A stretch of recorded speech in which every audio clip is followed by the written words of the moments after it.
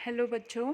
बेटे लेसन 11 विद्रोही और Raj rebels and the Raj the revolt of 1857 का आज हम पार्ट 4 देखने जा रहे हैं। हमारा जो पार्ट 3 में लास्ट हमने जो टॉपिक स्टार्ट किया था वो था अवध। बेटे मैंने आपको इंट्रोडक्शन दिया था कि अवध में रिवोल्ट जो था वो सबसे ज़्यादा हुआ था। आज हम इसे डिटेल में पढ़ेंगे कि अवध में विद्रोह क्यों हुआ, कैसे हुआ और इसका क्या इफ़ेक्ट हुआ। तो बेटे हेडिंग है अंग्रेजी राज और Awadh, British Raj and Awadh. मैंने आपको बताया था कि अंग्रेज़ जो थे अवध में बहुत ज़्यादा इंटरेस्टेड थे क्योंकि उन्होंने 1856 तक सारे भारत को जीत लिया था सिवाय अवध को। इसलिए वो अवध को जो था वो ब्रिटिश एम्पायर में मिलाना चाह रहे थे। और सेकेंडली ये भी था कि यहाँ की जो लैंड थी वो इंडिगो और नील की खेती के लिए जो थी वो बहुत ज़्यादा अच्छी थी, तो इसलिए भी वो इसको ऑक्यूपाई करना चाहते थे। थर्डली वो इसे नॉर्दर्न इंडिया की एक बहुत बड़ी मार्केट में बदलना चाहते थे। इन सब वजह से जो था उन्होंने अवध को जीतने का डिसीज़न ले लिया था। अब वो अवध के नवाब पर क्या एलिगेशन लगाएं, इसके लिए वो मतलब सोच रहे थे। तो उन्होंने क्या किया कि उन्होंने अवध के नवाब पर यह आरोप लगा दिया कि वो ठीक से शासन नहीं कर रहे हैं और अवध में नवाब के अंडर अवध की स्थिति बहुत ज़्यादा ख़राब है और यहाँ पर लोग जो है वो नवाब से बहुत ज़्यादा परेशान हैं। तो उन्होंने उसको जो था एलिगेशन लगा दिया और उसको राजगद्दी से नवाब को हटा दिया। इसके बाद हमने देखा था कि अंतिम नवाब जो वाजिद अली शाह को हटाए जाने के बाद जो था सारा सिस्टम ही जो था वो बिगड़ गया था। नवाब वाजिद अली शाह जो थे वो अपनी प्रजा में बहुत ज़्यादा पॉपुलर थे, लोग उनको बहुत प्यार करते थे और यही वजह थी कि जब ब्रिटिशर्स ने उनको लखनऊ छोड़कर कलकत्ता जाने का आदेश दिया, तो जब वो जा रहे थे तो उनकी पब्लिक रोते हुए उनके पीछे पीछे जा रही थी और कानपुर तक वो अपने नवाब को छोड़ कर आए थे। तो यहाँ से पता चलता है कि अंग्रेज़ों ने कितना गलत जो था वो एलिगेशन लगाया था। अगर नवाब पॉपुलर नहीं होता तो क्या उनकी पब्लिक उनके लिए ऐसे रोती? तो यहीं से पता चल रहा है कि ब्रिटिशर्स कितने करप्ट थे और किस तरीके से इंडिया को एक एक करके गलत सलत तरीके अपना कर जो था वो उसको ऑक्यूपाई उसको हड़पते जा रहे थे। अब क्या हुआ कि अंग्रेज़ों ने जब अवध पर कंट्रोल कर लिया तो अब वो यहाँ पर सबसे पहले जो बिजली गिरी, मतलब जो सबसे पहले उनका शिकार बने वो थे तालुकदार। तालुकदारों की स्थिति जो थी वो बहुत ज़्यादा ख़राब हो गई। अंग्रेज़ी शासन से पहले तालुकदार और नवाब की स्थिति जो थी वो के रिलेशंस बहुत अच्छे थे। इन तालुकदारों के अंडर ना बहुत सारे गांव हुआ करते थे, तो ये जस्ट लाइक छोटे राजाओं की तरह होते थे। इनके अपने कैसल्स, अपने किले होते थे, अपनी आर्मी होती थी। और जब भी नवाब को किसी लड़ाई में जाना होता था तो वो इन तालुकदारों से आर्मी की डिमांड करता था और तालुकदार उसकी पूरी मदद किया करते थे। तो और नवाब भी जो था उन्हें जो था टैक्स उगाने, मतलब फार्मर से टैक्स लेने के लिए वो उनको मतलब कुछ भी परेशान नहीं करता था और वो भी टाइम पर जो थे नवाब को टैक्स जमा करा देते थे।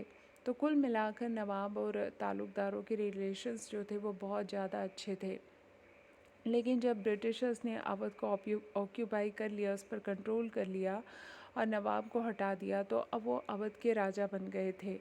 तो उन्होंने ना यहाँ पर तालुकदार उनके लिए बहुत बड़ी जो था वो एक कांटा था, मतलब वो उनको पसंद नहीं करते थे। इसलिए उन्होंने तालुकदारों की पावर को जो था कम करने का डिसीज़न ले लिया। उन्होंने क्या किया कि उनके जितने भी कैसल्स थे, किले थे, वो ख़त्म कर दिए। उनके जो सिपाही थे, उनकी जो आर्मी थी उसको ख़त्म कर दिया। और इसके बाद जो था तालुकदारों से ज़मीनें जो थी वो छीन ली गई और सीधे किसानों को जो थी वो सौंप दी गई।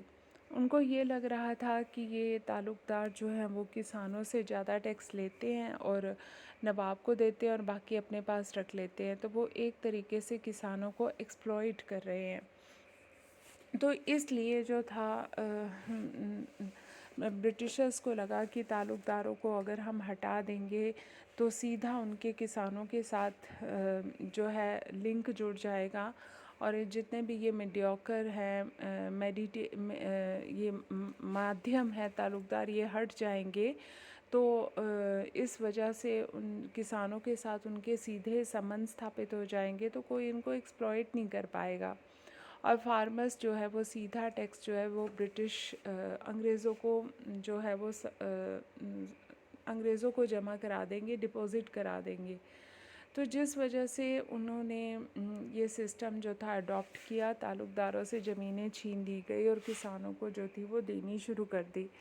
तो ब्रिटिशर्स को ये लग रहा था किसान उनके स्टेप से जो है वो बहुत ज़्यादा हैप्पी होंगे, लेकिन ऐसा कुछ भी नहीं हो पाया। इसकी वजह ये थी कि चाहे ताल्लुकदार जो थे वो किसानों को एक्सप्लॉइट करते थे, लेकिन टाइम आने पर जो थे वो किसानों को लोन भी देते थे। देखो बेटे, उस टाइम भारत में जो था वो बैंक्स तो होते नहीं थे, तो किसानों को जो था अपने प्रोडक्टिव और अनप्रोडक्टिव कामों के लिए जो था लोन की ज़रूरत पड़ती रहती थी। जैसे कभी बीज खरीदने हैं, कभी खाद खरीदनी है, कभी उनके घर में सुख दुख हो जाता था तो उन्हें पैसे की ज़रूरत पड़ती थी।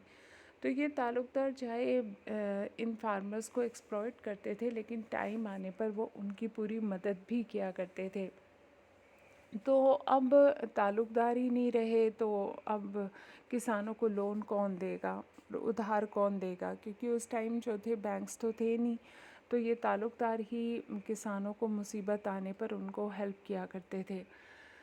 तो अब ताल्लुकदार ये पूरा जो सोशल सिस्टम था ब्रिटिशर्स ने उसको जो था वो हटा दिया था, तो जिसके कारण जो था फार्मर्स बहुत ज़्यादा परेशान हो गए थे। एक तो उन्हें लोन देने वाला कोई नहीं बचा, दूसरा अंग्रेज़ों ने जो था टैक्स बहुत ज़्यादा बढ़ा दिया था। ये तो अंग्रेज़ ऑफिसर्स ने भी इस चीज़ को एक्सेप्ट किया है कि ये जो लैंड रेवेन्यू सिस्टम था 70 to 80% जो था उन्हें ईस्ट इंडिया कंपनी को जो था वो डिपॉज़िट करवाना पड़ता था। तो इस वजह से जो था इनको अब जो था ऐसा कुछ भी नहीं रहा। तो इस वजह से जो थे किसान जो थे वो अंग्रेज़ों से बहुत ज़्यादा परेशान हो गए थे, क्योंकि टैक्स बहुत ज़्यादा हो चुका था। तो इन जो स्कॉलर्स थे इन्होंने भी माना था कि ये जो टैक्स था 70 to 80% तक इंक्रीज़ कर दिया गया था। तो इतना टैक्स फार्मर्स जो थे वो कहाँ से डिपॉज़िट करवाते, उनको लोन देने वाला भी कोई नहीं था। तो जिसके कारण किसान जो थे इस सोशल जो डिस्ट्रॉय हुआ था उनके लिए, उससे वो बहुत ज़्यादा परेशान थे और वो अपने दुखों का कारण जो था वो ब्रिटिशर्स को ही मान रहे थे। ये वजह थी कि जब 1857 का रिवोल्ट हुआ था तो इसमें फार्मर्स ने जो था वो बहुत ज़्यादा बढ़ चढ़ कर भाग लिया था। इसी तरीके से अवध के जो सिपाही थे वो ब्रिटिशर्स के व्यवहार से बिल्कुल भी खुश नहीं थे। वो उनको कोई भी हाई पोस्ट नहीं देते थे। अगर सेम पोस्ट पर एक अंग्रेज़ सिपाही है और एक भारतीय सिपाही है तो अंग्रेज़ सिपाही को सैलरी ज़्यादा मिलती थी और भारतीय को नहीं मिलती थी, और उनको प्रमोशन भी जो थी वो मिलती रहती थी ब्रिटिश सैनिकों को, जबकि इनको प्रमोशंस भी नहीं मिलती थी। तो अंग्रेज़ों के इस बिहेवियर के कारण जो थे सिपाही भी बहुत नाराज़ थे। यही वजह थी कि 1857 के रिवोल्ट में उन्होंने भी बढ़ चढ़कर भाग लिया था। ब्रिटिशर्स के अगेंस्ट उन्होंने रिवोल्ट कर दिया था। और नवाब की जो पत्नी थी, दैट इज़ नवाब वाजिद अली शाह की जो वाइफ थी बेगम हजरत महल, वो भी बहुत ज़्यादा बहादुर औरत थी। तो उसने जो था इस विद्रोह में बहुत इम्पॉर्टेंट रोल जो था उन्होंने निभाया था। और जो अवध के ताल्लुकदार थे उन्होंने नवाब की पत्नी बेगम हजरत महल के अंडर जो थे वो 1857 का विरोध लड़ने का फ़ैसला लिया था। और सामान्य जनता जो थी उन्होंने भी जो था द जनरल पब्लिक जो थी उन्होंने भी इस रिवोल्ट में जो था ग्रेजुअली जो था उन्होंने भी इसमें पार्ट लेना शुरू कर दिया और इस तरीके से यह विद्रोह जो था वो बढ़ता गया। ठीक है, तो आज का बेटा यही टॉपिक है, थोड़ा मुश्किल है इसलिए कम ही करवाया मैंने। तो अवध के टॉपिक को आप ऐसे टाइप को अच्छे से करोगे तो बाकी सब हो जाएंगे। ठीक है बेटा, थैंक यू बेटा, गॉड ब्लेस।